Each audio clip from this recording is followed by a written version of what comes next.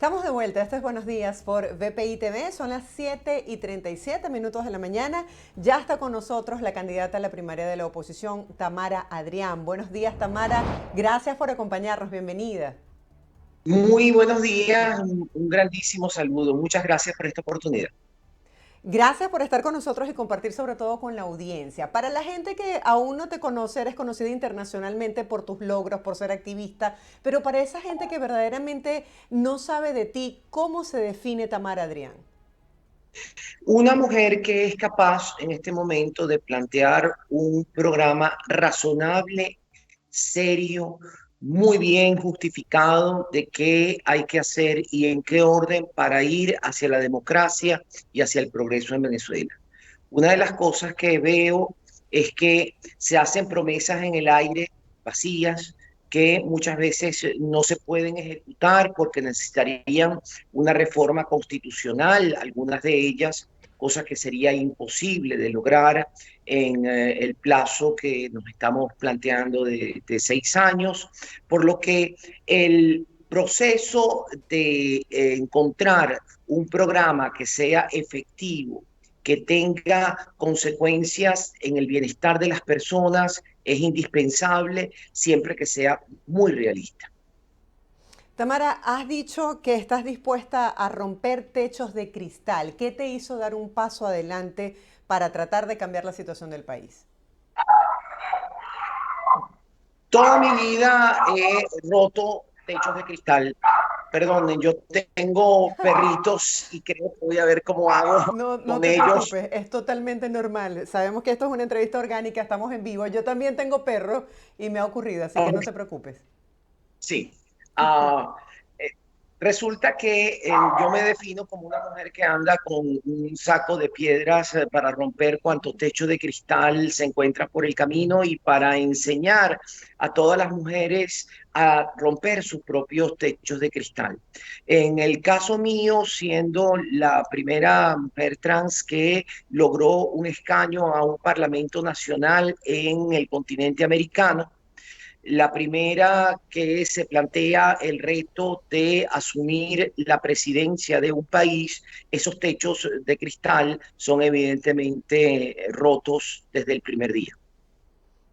¿Qué tan difícil ha sido transitar por el mundo de la política? Y decías que no has tenido la oportunidad de recorrer el país en esta campaña por lo difícil que significa cubrir los gastos que representa una campaña.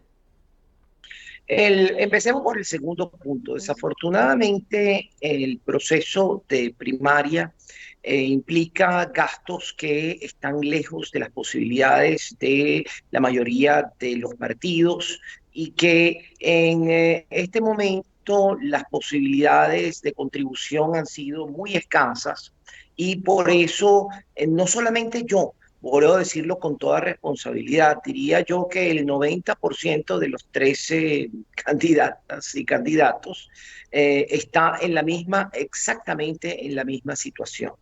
Eh, es una desigualdad notoria porque evidentemente se han dirigido los recursos exclusivamente hacia un grupo específico de candidatos, pero nuestra labor no puede pararse por eso, porque entendiendo que nuestras propuestas son muy diferentes de las propuestas del resto de los candidatos y las candidatas, entendiendo que son muy realistas y entendiendo que saben cuál es el orden que tenemos que tener para lograr ese tránsito hacia la democracia y la reconstrucción o la construcción más bien de un nuevo país, porque yo digo que el grado de deterioro es tal que es imposible pensar en reconstruir, sino en construir ese nuevo país y por ende lograr ese cambio. Sin duda alguna es un proceso difícil, pero siempre cuento con muchos voluntarios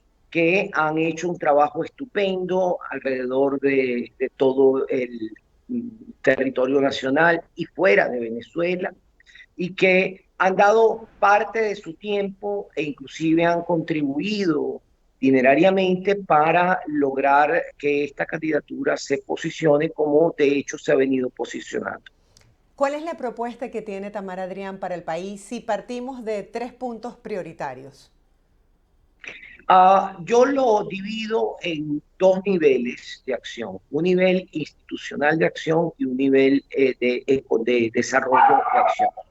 El nivel institucional implica, uno, el tránsito hacia la democracia con una coalición lo más amplia posible, porque de otra manera no se va a poder hacer ese tránsito hacia la democracia. El día que llegue a la presidencia, yo o cualquier otra persona que llegue a la presidencia, porque habrá que apoyar a quien eventualmente resulte ganador de la primaria o que pueda inscribirse efectivamente en la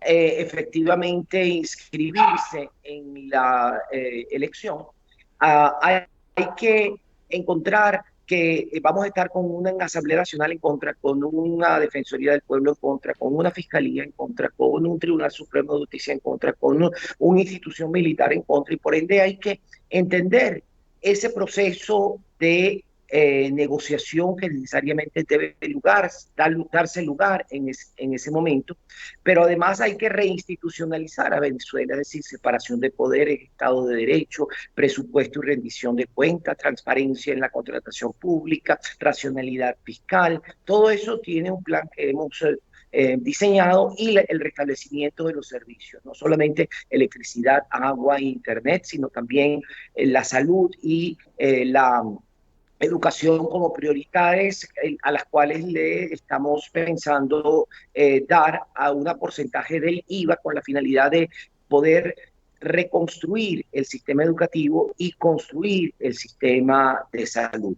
Por otro lado, el desarrollo económico, que necesita nuevas inversiones, pero que no van a venir si no se cumplen los requisitos anteriores, la inclusión social efectiva de manera selectiva con un 93% de pobreza o con un 87%, dependiendo de las cifras de pobreza que hay en Venezuela, hay que rápidamente establecer aquellos mecanismos que vengan a nivelar la situación específica de personas y que nadie pueda ser dejado atrás. Y finalmente, algo que esta coalición en el poder nunca ha tenido en cuenta, que es el desarrollo con el respeto del ambiente. ¿Qué ha significado para ti participar en las primarias de la oposición cuando estamos ya a tan solo semanas de este proceso electoral? Es realmente un momento importante para lo que yo decía anteriormente, para que se escuchen mis ideas y para que se vea la diferencia. Las ideas que están diseñadas de manera tal que tienen metas, que tienen objetivos, tienen formas de ejecución, tienen responsabilidades y tienen, en los casos que requieran de una reforma legal, tienen la sugerencia de la reforma legal. Esto implica que el camino hacia la democracia tiene que ser un camino mucho más fácil, se sabe cuál es el mapa que se va a seguir. Quisiera que nos manejáramos por algunos escenarios. ¿Cuáles serían esos cambios radicales o importantes que haría Tamara Adrián de llegar a la presidencia del país? Y en todo caso, si no llegas a ese lugar, ¿cuál sería tu aporte para la persona que quede posicionada como la líder o el líder para el país? Comencemos por lo segundo.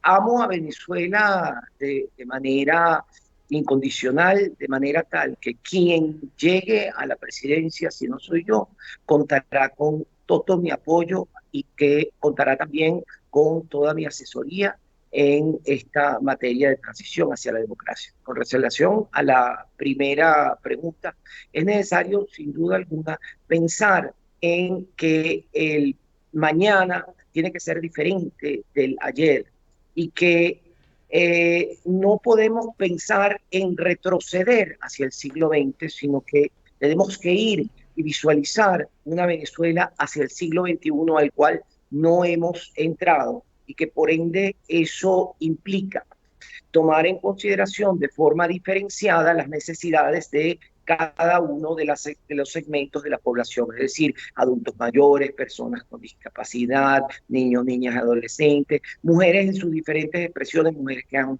tenido niños jóvenes, mujeres que no tienen educación, mujeres que sí la tienen, pero tienen problemas para lograr su inserción laboral, personas que viven con enfermedades crónicas, personas que viven con algún tipo de problema de salud, los grupos de personas LGBT, de las religiones minoritarias, etcétera, etcétera. Y hay una propuesta que hemos hecho para cada uno de esos segmentos de la población. Por ende, cada quien contará con ese apoyo de los cambios. Y los cambios radicales tienen que ver con eso, con por primera vez entender que la población de un país no es una masa que no tiene forma, sino que está conformada por grupos de personas, grupos de interés, y que hay que entender las necesidades diferenciales de cada grupo para poder crear políticas públicas efectivas de desarrollo humano. Tamara ha sido reconocida internacionalmente por ser una activista en defensa de los derechos de la mujer y la comunidad LGBT. Bajo esta premisa y esta formación, ¿qué no estaría dispuesta a negociar? ¿Qué no aceptaría en este proceso en el que transitas de cara a las primarias de la oposición para luego ver si puedes llegar a ser candidata presidencial? Para poder hablar de género hay que tener lentes de género y hay que entender que no basta el saber ser mujer o el estar una organización donde se defiendan derechos humanos para entender lo que es la perspectiva de género. La perspectiva de género implica entender las diferencias sociales, culturales, económicas y políticas que afectan de manera diferenciada a las mujeres, así como también a la población LGBT, pero también tenemos que recordar que nadie es una isla, por ende formamos parte de cualquier otro tipo de minorías. Algunas personas somos profesionales, otras no, algunas personas tenemos discapacidad, otras no, algunas personas tienen enfermedades, otras no, algunas personas son mayores, otras son menores, etcétera. Por ende, esa perspectiva intersectorial es la que debe guiar a partir de ahora cualquier acción pública. Para esas personas que de alguna manera están buscando crear esa fragmentación dentro de la oposición, con comentarios como, por ejemplo, no hay ambiente para las primarias o las primarias es un proceso estéril, ¿qué tienes tú que decirle a la población que te está viendo y que está en duda sobre si participar en este proceso de elecciones o no? Se lo voy a explicar de una manera muy sencilla. El chavismo ha quedado reducido a un 15 a 18% de votantes. Personas, sin embargo, que están dispuestas a votar, es decir, más de un 90% de ese 15 a 18% está dispuesto a ir a votar. ¿Qué sucede con el padrón electoral? Son alrededor de 21 millones de personas, hay alrededor de 8 millones de personas que están fuera. Eso afecta en el padrón electoral a alrededor de 4 millones y medio a 5 millones de personas. Es decir, que quedan entre 16 y 17 millones de votantes efectivos en Venezuela.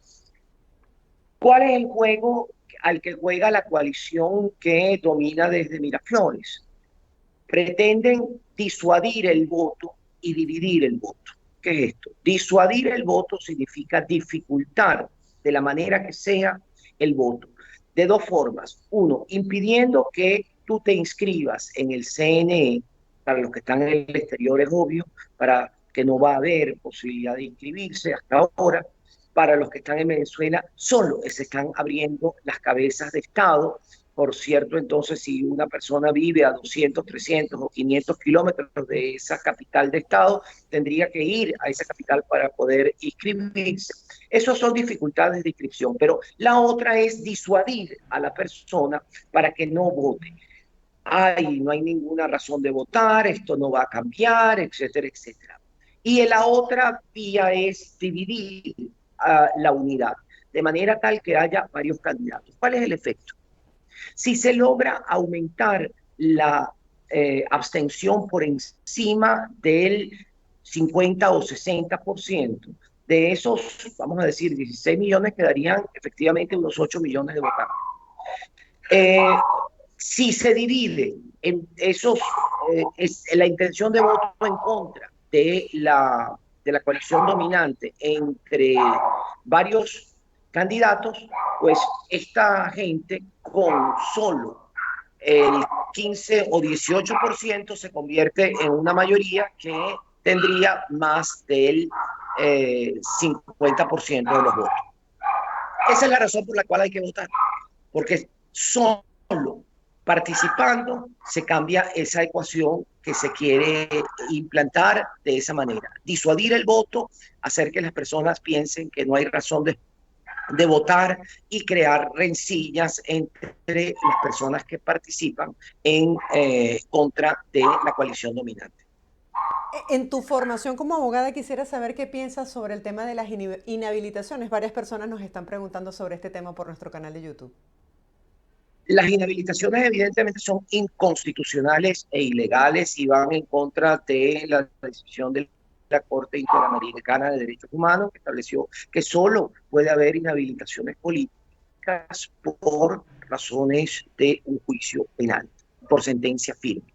Evidentemente, sin embargo, que estamos en una realidad política. Esto no es una democracia, es un régimen autocrático que ha derivado en el uso del sistema judicial, del sistema de distintas formas de poder, entre ellas la Contraloría, para eventualmente impedir la participación política. En consecuencia, tenemos que ser realistas, y siempre lo he dicho. Si habrá que luchar siempre si la persona que resulta electa no tiene capacidad de inscribirse por una inhabilitación, habrá que hacer todo el esfuerzo para que esa persona pueda inscribirse y todo lo que sea necesario para que esa persona pueda inscribirse. Si aún así no se puede inscribir, hay que tener un orden claro de sucesión en unidad. La unidad es un requisito del tránsito hacia la democracia Tamara, en ¿cuál este sería ese país. orden? El orden tiene que ser negociado. Para mí tiene que estar relacionado con el orden de la primaria.